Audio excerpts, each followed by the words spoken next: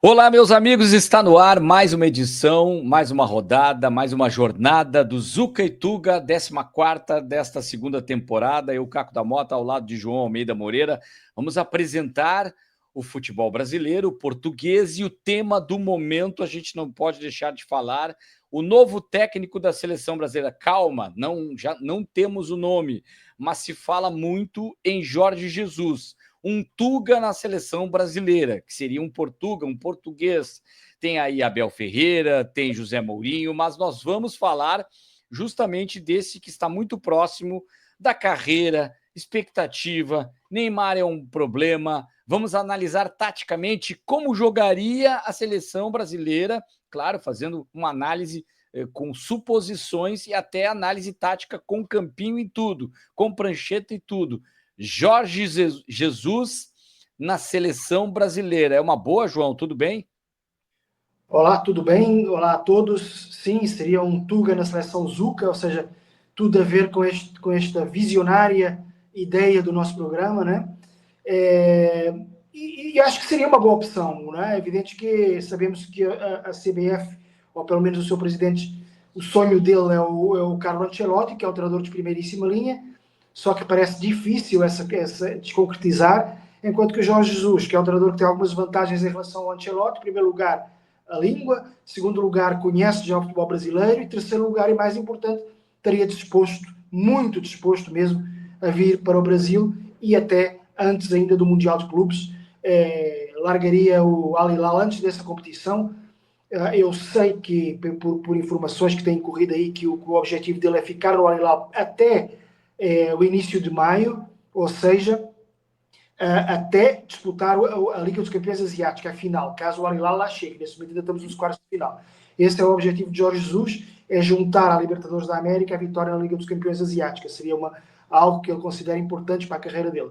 Como isso é em maio e os próximos compromissos da seleção são só em junho, ele ainda teria um mês de intervalo, ou mais, caso o Al Hilal não chegar à final, né? Mas mesmo que chegue, ainda teria um mês de intervalo para preparar esses dois jogos, e esse mês seria um mês de vantagem em relação ao Ancelotti, que não sai do Real Madrid antes de disputar o Mundial de Clubes.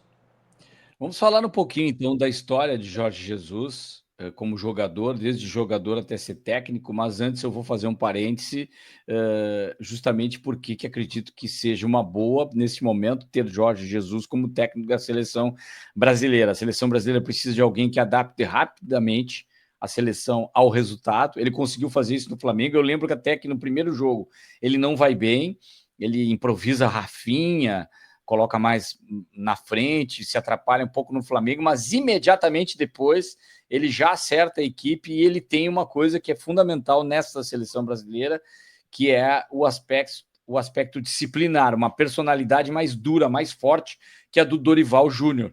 Não que o Dorival Júnior não tenha personalidade, não seja alguém que discipline os jogadores, mas ele não é linha dura. O Jorge Jesus é linha dura. A gente vê vídeos, esses dias estava vendo um vídeo do Rodinei. Nossa, esse homem vai ser complicado. A primeira vez que ele não estava correndo, ele dizia que estás a correr aí como um homem de 70 anos, eu vou jogar no seu lugar na lateral do Flamengo. Ele tentou imitar o português, eu também não sei, João, mas é interessante que eu vejo assim, alguém como o Abel Ferreira, nessa coisa da personalidade, como o Filipão, como o Dunga, como. Não estou falando da tática, porque taticamente, filosofia de futebol são algumas diferenças, mas eu vejo isso. Tem que ser rápido, tem que adaptar, mas ao mesmo tempo tem que ter esse carinho com os jogadores, aquela coisa que o jogador brasileiro precisa. Alguém que consiga fazer o que o Scaloni fez na seleção argentina, pegando o Neymar como ponto crucial. Mas o Neymar é tema daqui a pouco. Eu queria ouvir, João, que você contasse para o pessoal do canal a história do JJ, de jogador a técnico, um breve histórico de como que ele virou técnico e acabou tendo sucesso na sua carreira. E a gente vê aí, principalmente, conheceu no Flamengo, espetacular o que ele fez.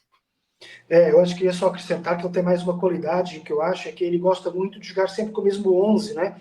Então eu acho que Isso. ele ia no Flamengo aconteceu isso muitas vezes, você não vai rodar, não, para quê? Então eu acho que a seleção brasileira está precisando disso, né? Que o Dorival mudou muito a estrutura, Então, com o Jorge Jesus, errado ou não, ele escolhe os 11, pode falhar ali um jogador ou dois que acaba por não dar certo, mas depois que escolhe o 11, dificilmente muda, e eu acho que o Brasil precisa um pouco dessas rotinas, né? Em relação à carreira do Jorge Jesus, ele faz a carreira jovem no Sporting, Clube de Portugal. Ele é filho de um ex-jogador do Sporting, da época de ouro do clube, quando ganhou 7 campeonatos em 8 anos. Ele era o pai dele, Virgulino, era o nome do pai dele, era um jogador, não era dos mais importantes, lógico, dessa equipe, mas fazia parte do elenco. E depois o Jorge Jesus fez toda a carreira no Sporting, toda a carreira de base, né? Aí chega à equipe principal, acho que faz uma liga, né? Joga um campeonato pelo Sporting, mas aí é logo emprestado, ou seja, não era um jogador com qualidade suficiente, segundo a opinião dos responsáveis da época, para pegar ali no Sporting, para ser titular do Sporting. Faixas do campo, que posição ele jogava? Ele jogava como meia, né? Era um jogador de meio campo, mas mais criativo, menos de trabalho, mais de criatividade. E depois jogou durante muito tempo em clubes, alguns bons, principalmente naquela época, como o Vitória de Setúbal, que era um clube que lutava ali por ir à Europa, e depois outros não tão bons, só que ainda um pouco e tal, até que depois, no final da carreira de jogador, estava no Almancilense, que é um clube de uma cidade do Algarve chamado Almancil, que é um clube de terceira divisão, quarta divisão. Ele já era veterano, já com aquela cabeleira, já até um pouco, com alguns cabelos brancos já, que ele teve muito precocemente. E num jogo, ele entra no segundo tempo contra o Amora, que é um clube um pouquinho melhor, mais forte, que é ali da região de Lisboa. O Amora estava a ganhar 3-0 ao intervalo, aí o Jorge Jesus entra e muda o jogo não apenas pela qualidade técnica dele, porque ele já não tinha também muita força física, nem nada disso, mas porque começou a mexer taticamente no time, ali no meio campo, começou a dizer avança para lá, avança para cá, e o Almancilense, o clube que ele jogava, conseguiu chegar ao empate 3-3. Aí o treinador, o presidente do Amora, ao ver aquilo, pensou: esse Jorge Jesus já está com uma idade, já não corre tanto, já não está fisicamente tão bom, mas ele tem uma leitura de jogo muito boa.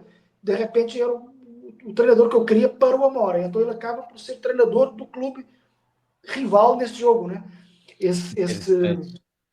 esse presidente do Amora chamava Mário Rui e era conhecido por ter muitos talhos, como nós dizemos em Portugal. Aqui no Brasil usa-se ainda a palavra açougue, né? Mas isso aí a gente depois deixa mais para o fim, para a língua que nos desune. E daí, do Amora, começou a ter algum destaque até chegar ao Felgueiras, que era um clube pequeno, que nunca tinha jogado na Primeira Liga, né? Na Liga de Só Elite. um detalhe, ele era líder, capitão nas suas equipes, ele tinha uma liderança ou nem tanto, era liderança técnica mesmo? Eu acho que para o final, eu acho que ele era o capitão até por causa da idade, mas no início não. No início não era o capitão porque não tinha essa liderança técnica. Havia outros jogadores melhores, quando, no Vitória de Setúbal, etc. Aí ele era meio que discreto. Nem sei se era titular, assim, muitas vezes. Entrava Sim. e tal, tinha alguma habilidade, mas depois no final, sim, com a idade, a jogar na quarta divisão, um cara com experiência de primeira, é evidente que ele tinha um ascendente. E depois tinha esse ascendente tático que eu falei, né, de começar a dirigir a equipe dentro do campo. Mas depois começou a progredir um pouco na carreira, mas ainda pegou num clube pequeno, que era o Felgueiras, um clube que nunca tinha jogado na primeira divisão, e conseguiu subir o Felgueiras à primeira divisão. O Felgueiras se estreia na Série A, não é? O equivalente à Série A, a gente chama Liga de Portugal, pela mão do Jorge Jesus, e faz um primeiro turno, primeira volta, como a gente fala, excelente, foi uma grande surpresa, estava em sétimo, oitavo lugar, uma coisa extraordinária para um clube que nunca tinha jogado na primeira divisão, só que depois no segundo turno, cai e acaba caindo, ficou em antepenúltimo, eu acho, caiu muito de rendimento e voltou para a segunda divisão. Mas o Jorge Jesus brilhou ali, pelo menos entrou no mapa do futebol português como um treinador possível de se apostar. Foi depois para o clube da terra dele, que é a Amadora. A Amadora é um subúrbio de Lisboa, onde ele nasceu, e no Estrela da Amadora, que é um clube pequeno, não é? Mas conseguiu fazer do Estrela da Amadora ficou 3 vezes consecutivas em oitavo lugar, o que era ótimo, né? Ou seja, deu uma estabilidade Claro. imensa, lutou por posições nas competições europeias, etc. Começou-se a destacar e deu o passo seguinte para clubes, como a gente pode chamar de, lá em Portugal, de classe média alta, clubes como o Belenenses, que agora está ruim, mas naquela época era um clube muito importante, o Vitória de Guimarães, etc. Começou a ter algum bom desempenho aí, até que foi parar ao Braga, que nos últimos anos tem sido considerada a quarta força, e sempre com bons trabalhos, passou pelo União de Leiria, etc. Um ou outro trabalho em Guimarães não correu tão Todo bem. mundo passa pelo Braga nos últimos anos antes de ir para um grande clube, né? Exatamente. Impressionante, é Exatamente. o trampolim, né? É o trampolim. E aí o Ruben Amorim passou, o Abel Ferreira passou, o Certo? Jesualdo Ferreira passou, antes de irem para os clubes chamados grandes, os três grandes.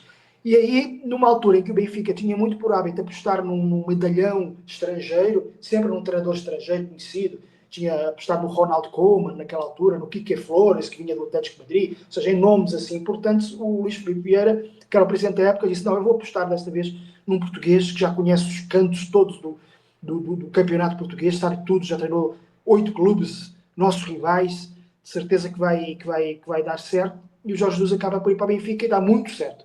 É o treinador que, tudo somado, foi o treinador que mais títulos ganhou no Benfica, na carreira do Benfica, na história do clube. E depois do Benfica já se sabe mais ou menos o resto da carreira dele. Ele acabou por sair e ir para o Sporting, que rompe com o Benfica e vai para o Sporting, que foi obviamente algo muito falado, muito discutido em Portugal. É a mesma coisa que alguém sair direto do Grêmio para o Internacional, do Palmeiras para o Corinthians, do Flamengo para o Vasco. Ele saiu para Nossa, o Sporting, sendo que as pessoas sabiam que o Sporting era meio que o clube do coração dele, uma vez que foi lá que é. ele fez a carreira toda, inclusive meu pai.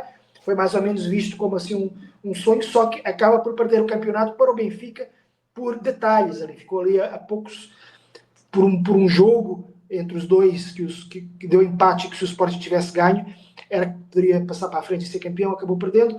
Aí depois entra a carreira numa fase um pouquinho pior, vai para o Fenerbahçe, onde não funciona muito bem, e aí é que surge a oportunidade do Flamengo, e depois o resto eu acho que os brasileiros já conhecem, já acompanharam bem toda a carreira do JJ. É uma história muito legal, né? Ele, o momento que ele vive agora, ele teve um recorde mundial de vitórias pelo Al Hilal, né? Interessante esse recorde. É um futebol diferente, mas o técnico, para mim, não dá para fazer relativizar como jogador. Jogador que joga no futebol árabe, ele perde muito ritmo mesmo. O técnico não. O técnico assiste a seleção brasileira, ele fica madrugando, a gente sabe disso. Ele tem falado, inclusive o Galvão Bueno tem linha direta com ele. Ele disse que falou com o Jorge Jesus, ele está louco para vir, não tem convite, mas diz que assiste todos os jogos da seleção brasileira, fica madrugando e vendo o Brasil. Os horários não são muito compatíveis, mas ele gosta de ver. Acredito que seja até um exercício de todo grande técnico português que está fora do Brasil com algum destaque. Certamente José Mourinho, que é um técnico de qualidade. Não sei se tem toda essa ligação, porque não treinou um clube brasileiro, essa ligação com o Flamengo, certamente ele vê jogos do Flamengo, Jorge Jesus, mas é outro que também vê, a gente nota que o Pepe Guardiola tem um histórico que ele fala da seleção brasileira de uma coisa romântica, daquela de 82, mas um ou outro jogo, algum compacto, alguma análise para ver como estão os jogadores, certamente o próprio Carlo Ancelotti vai ver como estão os seus jogadores, todo mundo vê um pouco. Então, o técnico, quando está no outro mercado, eu não vejo problema. Mas será que Neymar é problema? Eu vejo assim, ó, João. O Jorge Jesus, nós temos aí alguns prós e contras. E contra essa questão do momento dele, que eu fico numa dúvida se ele vai ser esse Jorge Jesus do último Benfica, desse momento que depois que ele sai do Flamengo, ele não consegue muito se encontrar, mas talvez por não ter as peças. Essa questão eu falei do disciplinar, mas essa coisa meio pavio curto, né? Quando ele recebe uma proposta, ele sai, ele diz umas coisas assim, até em relação a outros clubes, a seleção. O Dorival tá treinando, ele fala que gostaria de vir para a seleção. Eu não sei como é que isso vai ser encarado em termos de. Mas ele é muito inteligente, perspicaz, a gente pode dizer. Acredito que se ele assume a seleção, ele vai dar exclusivas para as grandes televisões do Brasil, esses grandes canais, ele vai ser muito solícito, porque ele vai precisar disso. Coisa que o Filipão fez muito na sua segunda passagem, até acho que exagerou um pouco, era muita entrevista, tinha um programa da Globo dentro da seleção brasileira com o Filipão, era uma coisa assim, uma Copa no Brasil, parecia que tinha tinha um estúdio dentro da CBF, foi meio invasivo aquilo, acho que esse tipo de coisa o Jorge Jesus não vai permitir. Mas quando eu falo que o Neymar volta para o Brasil, e aí no Brasil ele bota para fora tudo aquilo que ele não gostou do que o Jorge Jesus tinha dito, de que ele não teria condições de jogar, e aliás está se confirmando, né? O Neymar não está jogando. não só numa questão de ritmo, ele não consegue, fisicamente, ele está tendo problemas de lesão com frequência. Neymar tem quase 40 lesões na sua carreira, algumas menores, outras maiores, mas é impressionante a sucessão, e isso que prejudica esse grande jogador brasileiro. Mas eu vejo o problema, um ótimo problema, o Neymar, que é muito parecido, e o Jorge Jesus tem essa personalidade. O Neymar precisa, talvez até esse episódio seja importante para ele chegar e dizer aquilo foi uma coisa, agora é outra coisa. O Brasil precisa de Neymar, eu preciso de Neymar. Tem entrevista dele elogiando o Neymar como um grande jogador e fazer aquilo que o Filipão fez e muita gente não acreditava no Ronaldo Fenômeno depois da lesão do joelho. Ninguém acreditava, não no futebol do Ronaldo, mas de que ele poderia estar recuperado para jogar o que jogou numa Copa do Mundo. E olha a importância, ponto claro, você tinha ali Rivaldo e Ronaldinho Gaúcho juntos ainda. Então você poderia até mesmo abrir mão do Romário. Então eu acho, hoje você tem Vini Júnior, tem Rodrigo, tem Rafinha, mas a mão do Neymar. A questão é essa, Caco, desculpa interromper, mas o Neymar vai ser para o Jorge Jesus o Ronaldo ou o Romário? Ou seja, era isso que eu ia falar, exatamente. O ponto. Que jogador ele vai ser? Ele vai ser o problema ou a solução, mesmo com tantos problemas de lesão? Mas eu vejo que, tecnicamente, e a personalidade do Neymar na seleção, ela é muito importante. Aquele jogo que termina da Croácia, aquilo tem que continuar. Aquela reação do Neymar com o grupo, pelo amor de Deus, como é que vocês me tomam um gol agora, permitindo que uma seleção, tudo que ela queria era levar adiante daquela forma que levou a Croácia, e a reação do Neymar, eu não vejo. É por isso que eu acredito que o Vini Júnior muitas vezes não joga tudo o que joga no Real Madrid. O próprio Rodrigo não consegue desempenhar. Claro que tem que ter organização tática, mas é a questão de personalidade. O Brasil precisa. Podem falar o que quiser do Neymar fora de campo, eu vejo isso. É um problema que o Jorge Jesus poderia ajudar ele. Se você colocar no Google, já falei, se você colocar no Google Neymar agora, o que vai aparecer é alguma coisa com namorada, com noite, com família. Não vai aparecer, ou lesão, é sempre problema. Claro, a lesão é um problema que não depende dele, mas o comportamento dele fora de campo é o que mais chama atenção. Sempre tem alguma coisa do Neymar chamando atenção. Agora, isso não invalida a qualidade que ele tem dentro de campo. Ele jogando dentro de campo, não importa o que está acontecendo lá fora, desde que isso não comprometa em termos de noites mal dormidas, interrompendo de novo, é que a lesão também depende um pouco dele, né? Porque se ele tiver uma vida absolutamente regrada, porque é que o Messi, que não é um atleta, nem vou falar do Cristiano Ronaldo, que é um atleta, mas o Messi é um atleta e nunca teve lesões graves, porque tem o trabalho, como se falava lá, o treino invisível. Em Portugal às vezes fala-se o treino invisível, que é aquele treino de dormir cedo, acordar cedo, fazer as coisas certas. O Neymar não tem feito, por mais que se queira. Ele tem direito de fazer o que quiser nas folgas, mas depois também a gente tem o direito de criticar se ele se lesiona sempre, né? Está há um mês sem jogar, falhou o jogo com o Corinthians, falhou o jogo que ditou o despedimento do Dorival Júnior, ou seja, ele não tem ajudado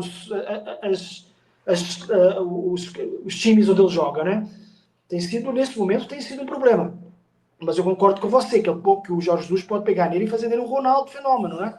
Agora vai depender também do Neymar, o que é que ele quer. O Ronaldo Fenômeno, a gente sabe que um ano antes da Copa 2002 ele não fez mais nada a não ser treinar e trabalhar e fortalecer o joelho e o que fosse necessário para estar a 100%. Será que o Neymar está disposto a isso?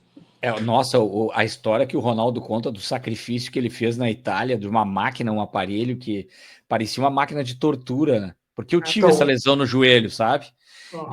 Não igual ao do Ronaldo, mas eu tive lesão no joelho. O que acontece? Você fica tanto tempo, eu tive ligamento cruzado, você fica tanto tempo com aquele joelho parado que aquilo vira uma pedra, uma borracha, podemos dizer assim. Tudo vira uma borracha, uma bola de borracha. E você precisa quebrar essa borracha, tem que rasgar aquilo.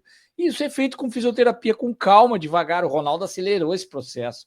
Tem alguns fisioterapeutas que sentam na perna para forçar isso. Dói demais. Tudo é rasgado de novo. Rasgado não o ligamento, mas a musculatura essa que fechou. E o Ronaldo pegou um aparelho que era uma espécie de uma roldana, que fazia uma volta, Mas é interessante que o aparelho, por que é interessante? Quando alguém senta na sua perna ou força, você não consegue fazer. Agora, como eu tenho controle da dor, cada voltinha que eu vou dando no aparelho, eu vou controlando a minha dor, e certamente ele pensava, seleção brasileira, Copa do Mundo, eu preciso, eu preciso. Ele teve uma força de vontade descomunal e jogou tudo que jogou, né? E o Neymar traz, Cascão, com aquele cabelo do cascão dele. e o Neymar traz essa mesma força de vontade. A gente vê, tá há um mês sem jogar, a última vez que jogou foi no dia 3 de março, portanto, já passa um mês sem jogar, falhou os jogos que falhou e tem sido notícia porque teve numa festa privada, onde chegou de helicóptero, porque teve lançando uma equipe de Kings Football, ok? Esse esporte novo inventado pelo Gerard Piquet, Kings League, que com a Ludmilla, uma cantora, enfim, eu não quero parecer aqueles velhos conservadores que está sempre contra essas coisas, mas, quer dizer, um atleta tem que se preservar, pelo menos a imagem dele, inclusive, tem que se preservar. Hoje a gente vê a quantidade de sacrifícios que fazem atletas que têm rendimentos e fama muito menor para ir a uns Jogos Olímpicos, seja ginastas, seja de todas as modalidades. E o jogador de futebol, só porque é jogador de futebol e, portanto, é mais figura pública, pode se dar ao luxo de estar 6 horas seguidas no camarote durante o carnaval. Assim, o Neymar, das duas uma, ou muda, estamos a um ano da Copa, um ano e pouco e um mês, ou muda agora, ou então eu não me lembro de ter visto o Ronaldo Fenômeno a ser notícia por estar 6 horas seguidas no camarote do carnaval. Eu estava lá é, 6 horas seguidas a fazer esses exercícios que você falou, né? Então a questão é essa, como você estava dizendo também. O Neymar tem escolha, ou é o Romário ou é o Ronaldo de 2002. Ou fica fora ou fica dentro e é protagonista. Agora é uma questão dele escolher. E isso aí, vamos ver qual é que é a posição do JJ em relação a isso. Né? e botar no banco o Neymar é complicado, né? Começar um jogo, tu tem o Neymar à disposição, é muito difícil. O Cristiano Ronaldo é difícil fazer isso, é complicado, mas ele se apresenta para o jogo, né? Ele pode não estar jogando bem, mas às vezes a gente falava sobre isso, quando a gente pensa que o Ronaldo não vai ser decisivo e ele tá mal, ele tá comprometendo em alguns momentos a seleção portuguesa, mas aí ele vai lá, faz um gol, ele é decisivo, ele sai na hora certa, ele Ele, para outros atacantes entrarem, ele ele sabe. tranquiliza ele tranquiliza os outros, né? Porque pensam, tá lá aquele cara, se por acaso isto correr mal, vai tudo cair nas costas dele. Então, solta os outros jogadores, né? Isso é importante ter o Neymar. Isso soltaria o Vini Júnior, né? O Vini Júnior é um grande jogador, mas como você falou, ainda não tem a personalidade. Mas é que é normal que não tenha, porque ele ainda é relativamente novo. O Messi, só agora com 30 e muitos anos, é que ganhou essa casca na seleção argentina. Anos antes, há 8 anos, diziam que o Messi não tinha personalidade para liderar a seleção argentina. Só agora é que ele ganhou um pouco essa. Depois de ganhar um título, né, que foi a Copa América, é que ele desabrochou na seleção argentina, o Messi. O Vini Júnior talvez desabroche um dia também, mas por enquanto ainda é muita responsabilidade para colocar nas costas de um cara só com uma Copa do Mundo. E aí tem um exercício que a gente pode fazer, como jogaria o Brasil com o JJ, é um pouco difícil, porque a gente não tem na cabeça dele os jogadores de outras equipes que ele colocaria. Mas eu acredito que ele tem a personalidade para colocar outros jogadores que ninguém pensou, de alguma forma, fazer o que o Scaloni faz, fazer o que a gente vê em outras seleções, né? Justamente pegando talvez alguns jogadores do Brasil. E eu gostei de uma provocação que o Muricy fez, tem um corte aí, o pessoal pode procurar, essa questão dos volantes da Argentina, mas ele explicando justamente que nem sempre você vai colocar os melhores jogadores para encaixar um time. E talvez o que o Brasil esteja fazendo é empilhar, ele está fazendo um exercício de empilhar os melhores jogadores que tem à disposição, principalmente na Europa, para dar liga num time. E às vezes, para dar liga no time, não precisa ser o melhor volante, o melhor meia. Claro que seria o ideal, mas até por essa questão de tem que pensar na personalidade, na liderança. Muitas vezes você encontra um jogador, aquele que numa Copa do Mundo ele é para tiro curto. Tem que ser um técnico especialista também nesse tipo de competição. É um técnico copeiro, não aquela coisa copeira de sul-americana que a gente fala. Copeiro de tiro curto, de competição nesse sentido. E às vezes, estrategicamente, não é a mesma coisa que pegar os melhores jogadores. Você não vai ter aquele tempo para trabalhar essa equipe. Você tem que ser inteligente, que naquele momento vai ter peças para algumas coisas, até para jogador que sabe catimbar, que sabe. Não que eu esteja defendendo o catimbo, isso é muito antigo, mas é importante que tenha várias habilidades que a gente fala, os skills, né, que é muito importante, habilidades diferentes só do que a gente está exigindo do futebol brasileiro fantástico, enfim, e potencializar o que a gente tem. Para começar, a gente pode compartilhar aqui, justamente, eu vou tirar até esse como jogaria, porque está tapando aqui na tela. A gente tem uma escalação do Flamengo, do meio para frente, com a lateral direito Rafinha, já teve Rudinei ali no Flamengo, né? A gente vai lembrar, né, João? William Arão. Flamengo do JJ, né? JJ. Felipe Luiz, que é técnico hoje do Flamengo, olha que interessante. E aí tu tem dois volantes, o Gerson um meia volante, sai muito, o Arão também é um jogador que sai. Não sei, não seria um jogador para ser pensado para a seleção. A gente começa a pensar quem jogaria, né? Quem ele chamaria, ele gosta desses jogadores. O Everton Ribeiro, que está jogando muito, inclusive no jogo contra o Bahia, do Bahia contra o Internacional, tanto ele como Alan Patrick se destacando no meio de campo, uma posição que a gente não tem no Brasil, e algo que eu digo, falta um jogador para posição, nós vamos empilhar todos os melhores e não colocar uma característica, é um ponto. Será que o JJ fará isso? Mas para não me alongar, aí esse é um quinteto fantástico, Gerson, Everton Ribeiro, não só por qualidade, eu digo por características complementares. Arrascaeta está mais centralizado aqui, se movimentando, Bruno Henrique pelo lado esquerdo, o Gabigol pelo lado direito, mas esses jogadores fazendo um carrossel, circulando. O Everton Ribeiro abre muito bem, não tem setinha ali, mas ele abria sempre muito bem. Felipe Luiz corta por dentro, vira um meia, né? Então, o que a gente poderia ter? E aí a gente começa fazendo um exercício, colocando uma seleção brasileira e aí eu vou ter que ampliar a tela para mim aqui, para poder enxergar bem. Eu coloquei o Alisson ali, tem que ver que goleiro que ele colocaria, não sei se teria outro. Eu pensei até, quando estávamos fazendo aqui as escalações, né? Eu até pensei que ele pudesse gostar do Ederson, mas ele não conviveu com o Ederson no Benfica. O Ederson... Porque joga com os pés. Não, eu digo porque o Jorge Jesus podia ter treinado o Ederson lá no Benfica e ter alguma atração pelo Ederson, mas eu acho que como ele não treinou o Ederson, eu acho que a Alisson parte da igualdade de circunstâncias com o Ederson e, portanto, a igualdade de circunstâncias eu acredito que o Jorge Jesus escolhesse o Alisson mais experiente e tal, porque eu acho que em termos de qualidade não diferem um do outro muito, né? Aí ele falou numa entrevista que gostava muito do Luizão, aí a gente tem... Zaga é difícil saber o que ele gostaria. Eu peguei alguém do Flamengo e coloquei ali, porque tem uma saída de bola, um toque, ele gosta muito de toque de bola, linhas ofensivas, é um time extremamente ofensivo que ele teria que ter o 11, né? Aí pegaria também da base, não categoria de base, mas como base o time do Flamengo, o Alexandre, a gente coloca alguém que possa ser um pouco mais, o lateral esquerdo subindo mais, o direito mais fechado. Se a gente pensar, tanto o Rudinei como o próprio Rafinha até foi mais avançado um certo período, ele apoiava muito bem, mas é um jogador de forte marcação também, né? Tem o Militão aí, a gente poderia colocar, só para... A gente está inventando alguma coisa aqui, né, João? É um exercício. Eu acredito que, por característica, ele não abriria mão de jogadores, pelo menos o Gerson, esse é certo que esse é titular no time do Jorge Jesus, eu não tenho dúvidas, posso estar enganado, mas para mim, e o Bruno Guimarães também seria uma opção, um jogador que tem saída, não é aquele volantão cabeça de área, né? Aí o Rodrigo, Neymar mais próximo da área, pode ser que ele pense em alguma coisa assim.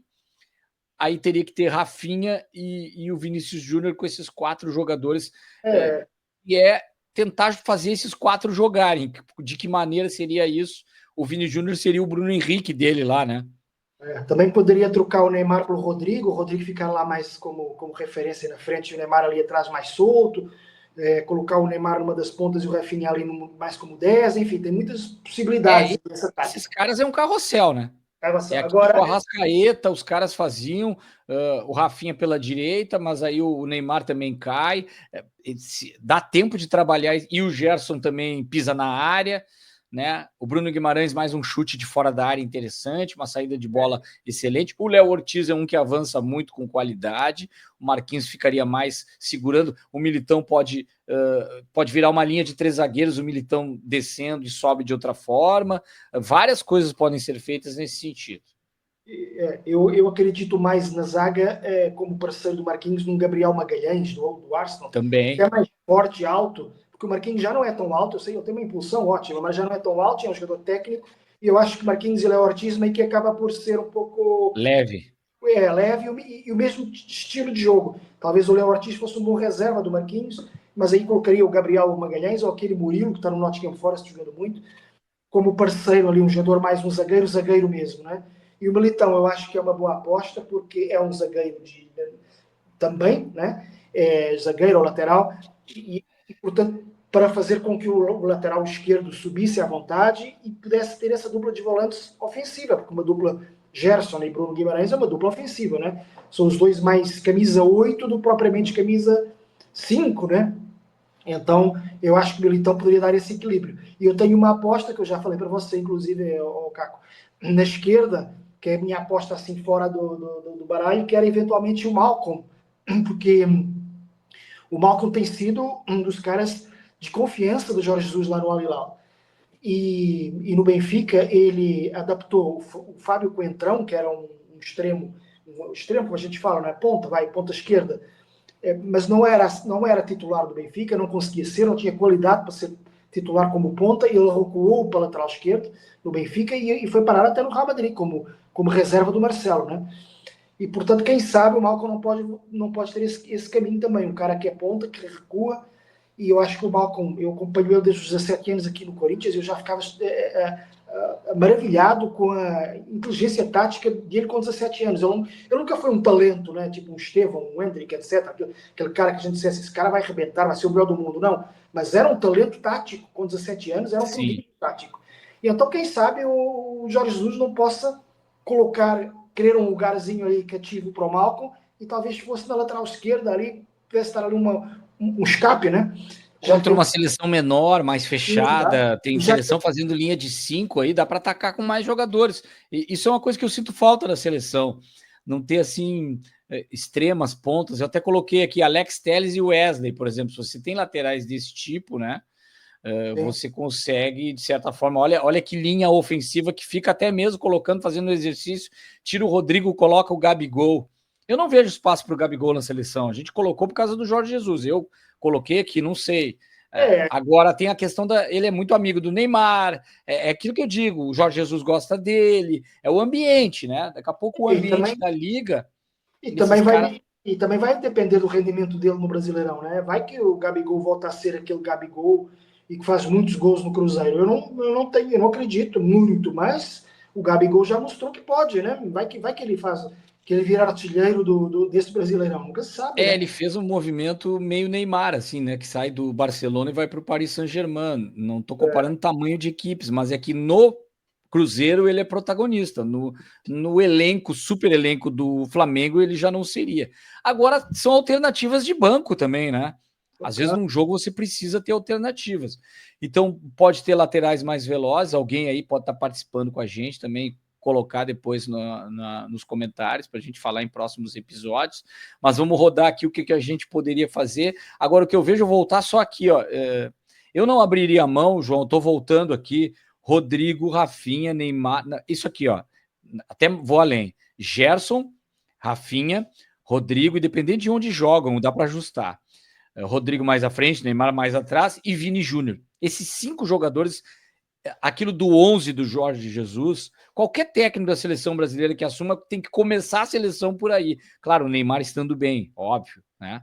O Neymar, eu tô falando mais lá na frente, 3, 4 meses, o Neymar voando no Santos, fisicamente bem, podendo sair que nem o Cristiano Ronaldo, eu não abriria a mão desses jogadores. E aí depois a gente pode ir variando, vou pular para o campinho 3, que o campinho 3 é o seguinte, ainda segue os zagueiros aqui, para a gente falar mais na linha ofensiva.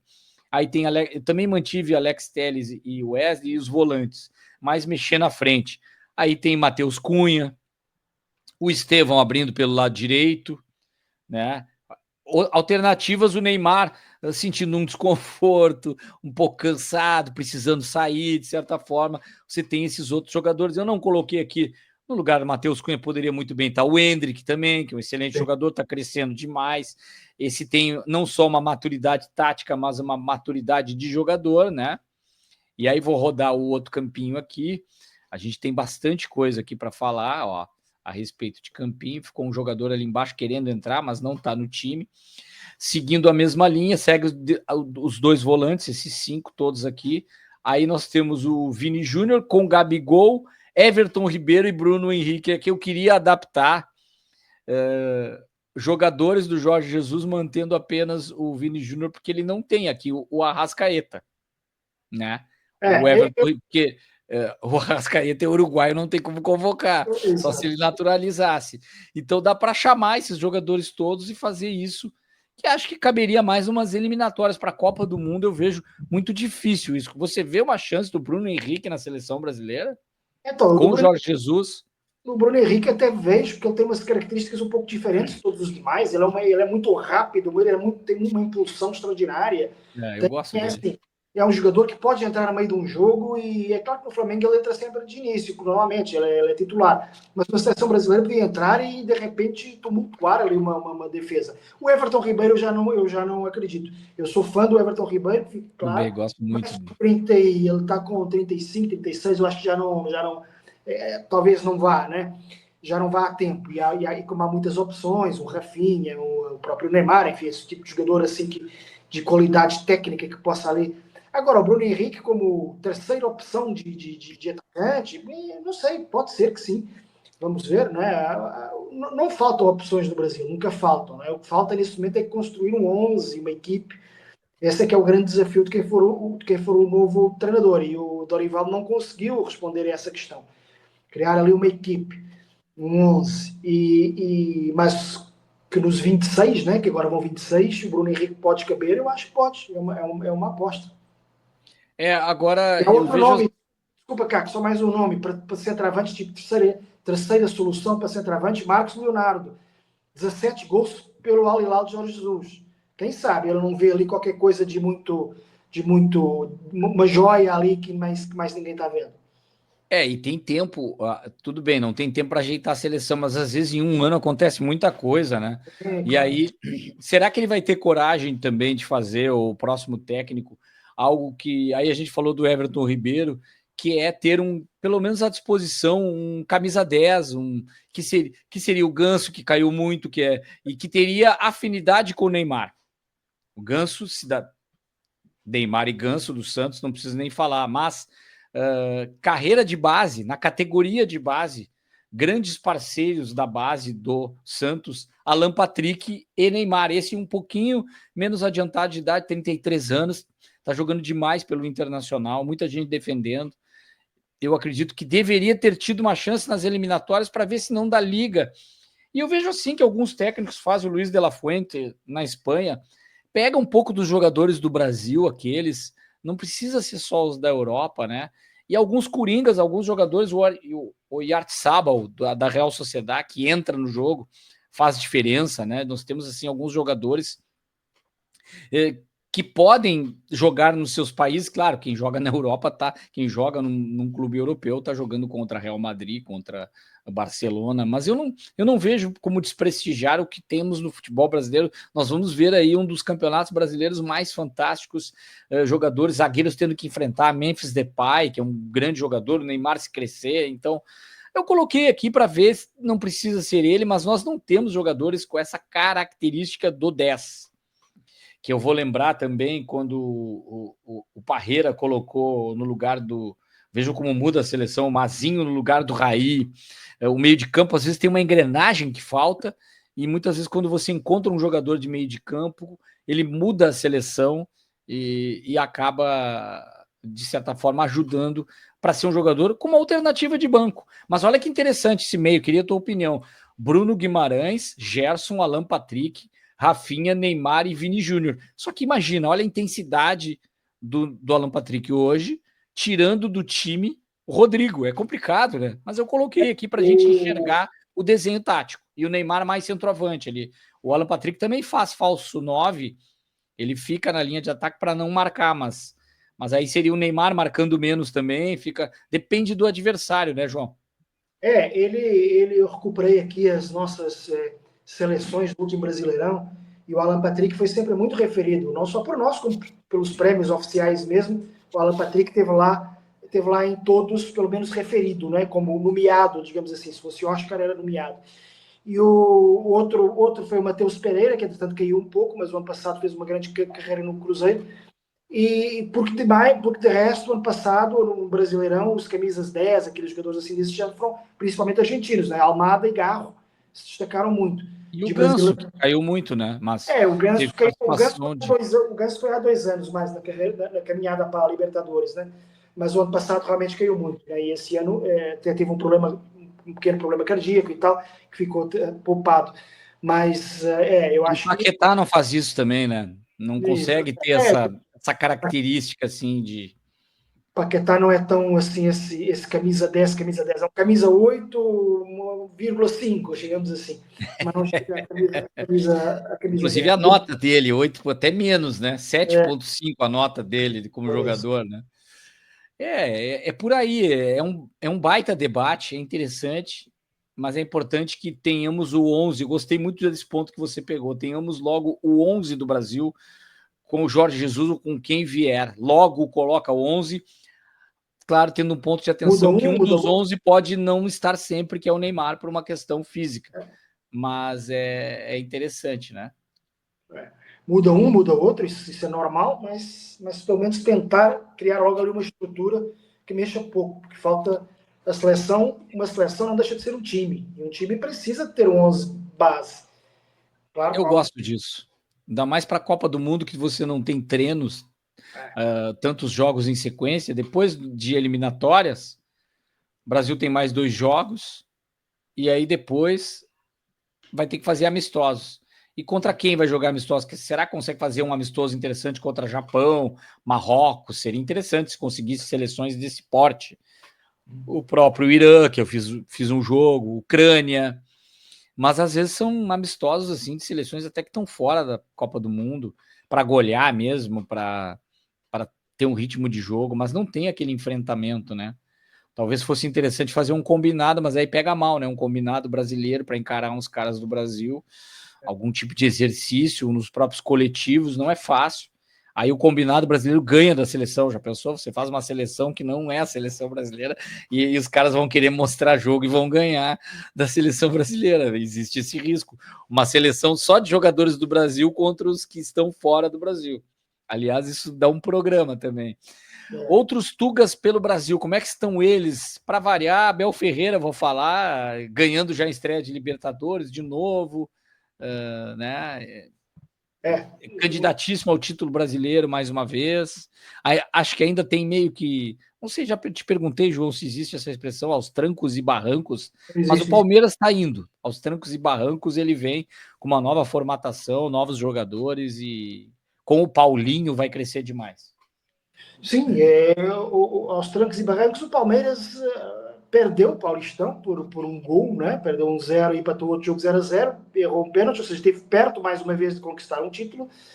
E no jogo com o Botafogo não jogou bem, não criou ali no ataque muito bem, permitiu muitas transições, muitos contra-ataques do rival, enfim, não jogou bem. Mas agora com o Sporting Cristal, que obviamente é um time mais abaixo, muito abaixo, muitos degraus abaixo de Corinthians e de Botafogo, a equipe já mostrou melhor e mostrou uma daquelas características principais das equipes do Abel, que é lutar até ao fim, acreditar até ao fim, etc. Eu acho que o Palmeiras precisa de tempo, precisa ter o mesmo treinador, mudou muita coisa, e teve ali uma mini crise, uma ameaça de crise entre o Abel e a torcida, porque ele elogiou a torcida do Botafogo por gritar é campeão lá no Allianz Parque, e disse, a nossa nunca ouvi cantar isso e tal, depois recuou e tal. Enfim, é um momento um pouquinho turbulento, porque o ano passado o Palmeiras já ganhou pouca coisa, né? Ganhou só o estadual, mas eu vejo o Palmeiras e o Abel ainda muito fortes e muito, muito sólidos.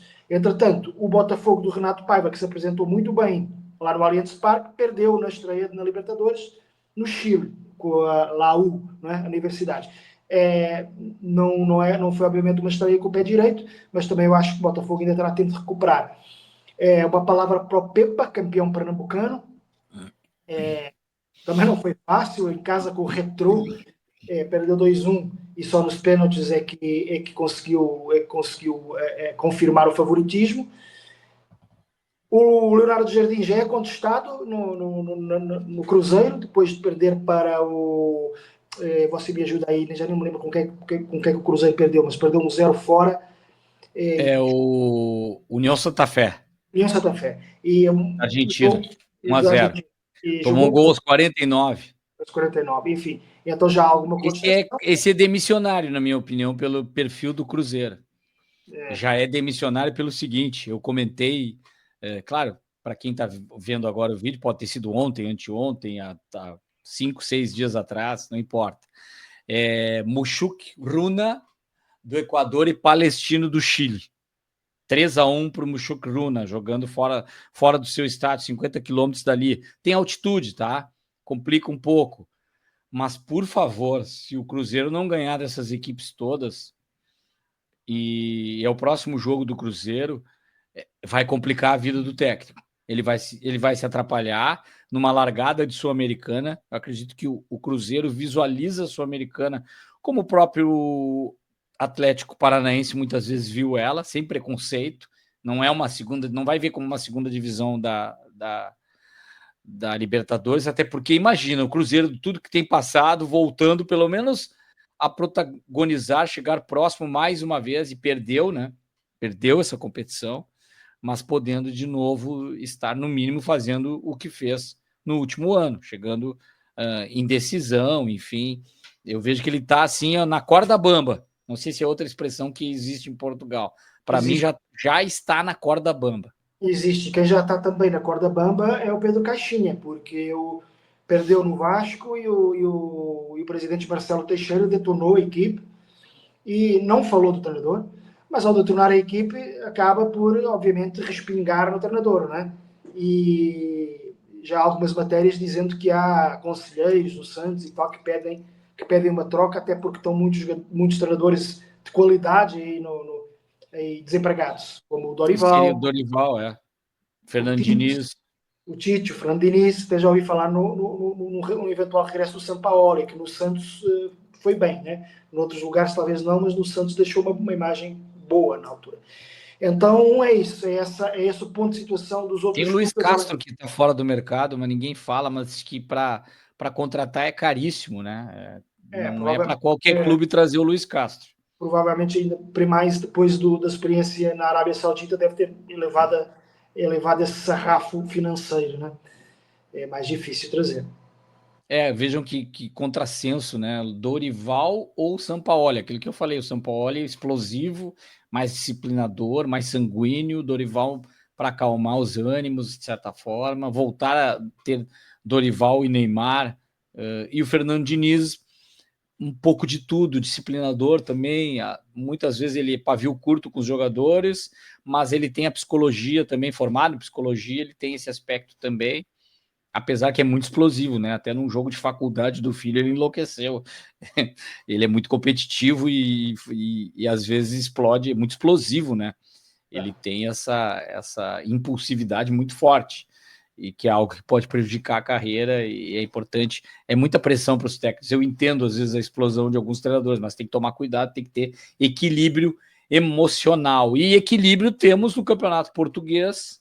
Tem Porto e Benfica, estarei comentando esse jogo na ESPN domingo, para quem já viu, enfim, mas ele é o jogo, no momento da gravação, está por acontecer, Porto e Benfica. E tem Braga com o Sporting também. Então, para mim, é a rodada decisiva do campeonato, é praticamente um tira-teima, assim. Eu vejo o Sporting muito forte. Tenho falado isso. Agora, eu vejo também assim, o Porto pode muito mais tirar pontos do Benfica do que o Braga do Sport, não. Acredito que é bem relativo. Isso tudo pode acontecer, qualquer resultado. Mas eu vejo o Sport ainda muito forte para ser campeão. O Gyökeres está muito bem, um excelente jogador. Agora o Benfica melhorou, está melhor de novo, saiu das suas competições europeias, sai um pouco desse radar de preocupação com outras coisas, está bem focado, está na briga. Eu não vejo, como falei, nem o Braga, por mais que pela pontuação estejam, e o Porto podendo brigar com o futebol para isso. Matematicamente, sim, mas ainda muito difícil. Eu estou apostando aqui, vou apostar hoje. Para mim, o Sporting vai ser o campeão português. Posso errar, mas eu estou aqui para arriscar também, meu palpite. É uma rodada importante porque tem tipo que a cúpula, né, a cúpula dos líderes, né, porque Porto, Benfica e Sporting Braga. O Sporting é meio que obrigado a ganhar, porque o jogo é em casa. Benfica vai jogar no Estádio do Dragão, uma das deslocações mais difíceis do campeonato. É a hora de aproveitar para fazer mais pontos do que o Benfica nessa rodada, né? Se bem que o Braga seja um visitante muito indigesto. E o Benfica esteja claramente acima do Porto. Há muitos anos que eu não via um Porto-Benfica tão desequilibrado, principalmente para o lado do Benfica. Para o lado do Porto vi algumas vezes, porque eu sou de uma geração em que o Porto dominou muito o futebol português. Mas agora para o lado do Benfica está muito desequilibrado. Só que o Porto é o Porto, tem uma grande equipe também. Não uma grande equipe, mas tem bons jogadores ainda, joga em casa, quer muito ganhar do seu maior rival, então não vai ser fácil para o Benfica. Portanto, eu apostaria num empate aqui e numa vitória do Sporting com o Braga. Isso seria... Eu Colocaria acho que é isso. eu colocaria o Sporting com 2 pontos de avanço. Só que depois ainda vai ter Benfica Sporting mais para a frente. Ou seja, é um campeonato, mais uma vez, disputado por Benfica e Sporting até a última, sendo que este ano ainda vai ter a Copa a final da Copa também, ao que tudo indica. É evidente que ainda estamos nas semifinais, mas ao que tudo indica, a final também vai ser Benfica Sporting. Ou seja, estamos a voltar àqueles anos 60, 50, 60, 70, em que eram os dois clubes que lutavam por quase todos os títulos. O Porto estava um pouquinho atrás. O Porto depois dominou o futebol português nos últimos 30, 40 anos. Dominou, a espaços, com o Benfica também dominando, mas foi uma grande... Subiu muito e agora o Porto está voltando um pouquinho a se reconstruir e vai demorar um pouquinho, provavelmente. E por isso o Benfica e o Sporting têm tentado lutar mais pelos títulos ali, mas como era antigamente, como era no início. E acredito até, tem um risco, por exemplo, o Braga pode tentar ganhar de alguma forma do esporte. Isso é bom, porque fica mais aberto. Eu não sei se o Martinho Selma, eu imagino, ele pode estar pensando assim, nossa, ele não vai jogar para empatar, ele vai tentar vencer o jogo na sua estratégia. Mas se ele puder, no final do jogo, estar empatado e ele tiver que abrir o time para sofrer uma derrota, para ele não vai ficar ruim empatar com o Benfica, porque o torcedor vai ficar furioso. O torcedor é assim. Mas a longo prazo, os comentaristas em Portugal, onde repercute mais, apesar que o Zuquituga tem aí nossos inscritos também de Portugal, alô pessoal e de outras nacionalidades que falam a língua portuguesa, mas eu acredito que vai ficar um ambiente favorável a entender, Martin Anselmo está fazendo um trabalho, está começando, enfim, o elenco não é tudo aquilo que tinha em outros anos, a taça está muito próxima de Lisboa, né? Ou Benfica ou Sporting, e eu acredito, João, que até mesmo dependendo da pontuação, tem o Benfica e Sporting, mas o Sporting pode estar jogando por um empate ou até mesmo podendo perder para o Benfica e mesmo assim ficando à frente num critério, algum detalhe, alguma questão. Apesar que acho interessante o Campeonato Português tem isso, né? O confronto direto, ele também é o primeiro critério. O critério que deveria ser em todos os campeonatos, na minha opinião. Essa coisa de saldo, eu não gosto disso. Que aí obriga a equipe a ganhar de um adversário direto. Você faz uma decisão de campeonato mesmo nesse confronto direto. Explica um pouquinho para nós, João, talhos em relação ao açougue, né? Talho. A questão talho, né? Não talhos. a Veja como eu palavra, utilizo essa palavra. a palavra açougue, segundo eu estive investigando, ela entra no vocabulário português, ainda não existia Brasil, pelo menos enquanto Brasil, ou seja, uma palavra portuguesa que se usava em Portugal. É dos anos 1200 que se começou a usar pela primeira vez e vem do árabe. É uma palavra de origem árabe que os portugueses usavam. Só que, entretanto, presumo eu, o pessoal começou a dizer lá em Portugal, é uma coisa que é fácil presumir, que tinham carne e precisavam de cortar a carne, né? E então, para cortar a carne, iam ao açougue. Para quê? Para talhar a carne. Então, vou lá ao talho, vou lá para o cara me talhar a carne. Aí eu vou lá para o talho, vou lá ao talho. Aí virou o talho, substituiu em Portugal a palavra açougue, embora se use, vocês, quem ler caras clássicos portugueses, escritores, vê-se lá muitas vezes a palavra açougue, açougueiro, etc. Mas depois o talho ganhou porque é o lugar Mas é onde... talheiro daí? O quê? O profissional é talheiro também, não? Não, o profissional eu acho que é talhista, talvez. Talhista. Talhista, eu acho que sim. Mas é o homem do talho, né? O pessoal vai lá, o homem do que é o homem do talho, né? É o homem que faz os cortes. É alguém que sabe Sim. fazer os cortes, né? Que sabe fazer a talha, né? Porque talhar é um sinônimo de cortar, menos usado, claro, gente usa mais o cortar, mas talhar é talhar a carne, né? Mas uma curiosidade, como é que é carne moída em Portugal? É carne moída também, carne moída. Também não se É, usa a expressão que o gaúcho usa, ninguém entende. Vai num açougue ou num talho e me diz, me vê 1 quilo de guisado. Tipo, guisado. Não, é, guisado, usa-se guisado, mas é noutras circunstâncias, né? É um jeito de cozinhar, mas não tem, acho que não tem mas é guisado. algo moído, guisado, ou é um prato? Não, é um Não, prato, é um jeito de cozinhar guisado, ou seja, pode, carne. carne guisada. Você come carne frita, carne grelhada, carne cozida e carne guisada também. Eu não me faço as perguntas muito complicadas de Não, gastronomia. mas é interessante, estou Eu não tentando sei, entender. mas é, Mas então não é do habitual, mas certamente a origem disso é portuguesa. Se existe essa palavra, pelo menos, existe ela é guisado. usada em algum prato, né? Então certamente o gaúcho, a vovó que faz aquela comida, ela diz: vou fazer um guisadinho para o meu neto. É É, muito comum isso no Rio Grande do Sul, fala, ninguém entende nada. Então aí é uma em origem que Portugal não. também se fala, em Portugal também se fala guisado, sim, fazer um guisado. Mas é um jeito de cozinhar assim diferente que eu não sei como é que.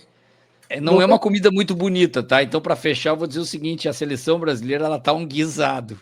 um Ela guisado. tá um guisado, ela tem que ter o homem do talho para talhar bem talhar e também esculpir, no sentido de esculpir, moldar a seleção para que a gente consiga ter um resultado melhor, porque a portuguesa vai bem, mas tem aí também Oh, seus problemas. Eu sei que você não está nada satisfeito com o gringo, o o, estrangeiro, o estrangeiro da seleção portuguesa, que é espanhol, Roberto Martins. o açougueiro espanhol da seleção, não estou gostando dele. Podia pelo menos servir um excelente presunto espanhol, que é maravilhoso. Se ele souber cortar bem fininho aquilo num sanduíche, tá me dando até fome, João. É, Vou acabar o episódio para fazer um sanduíche aqui. tá bom. A gente grava de manhã e ainda não fiz o desjejum ou o café da manhã. Um abraço e até o próximo episódio. Valeu, pessoal. Um abraço, até mais.